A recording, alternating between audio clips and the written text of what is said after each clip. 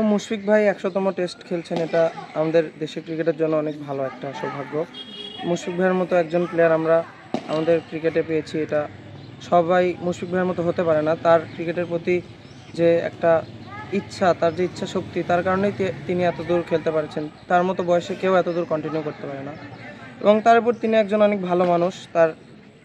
তার মতো ভালো মানুষ হওয়ারও সকলের উচিত। আমরা চাই তার মতো খেলোয়াড় যদি নাও হতে পারি, তার মতো একজন মানুষ হোক। আমাদের বগুড়ার হয়ে যে আজকে ১৭তম ম্যাচ খেলছে,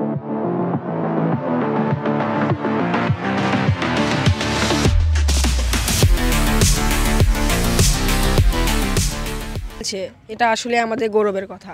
কারণ বগুড়ার হয়ে সেই প্রথম যে ১৭তম ম্যাচ খেলছে টেস্টের, তাই মুশফিক ভাইকে আমি ফলো করি। কারণ মুশফিক ভাইয়ের মতো আমিও একজন উইকেট কিপার ব্যাটসম্যান, তাই মুশফিক ভাই হচ্ছে আমার আইডল।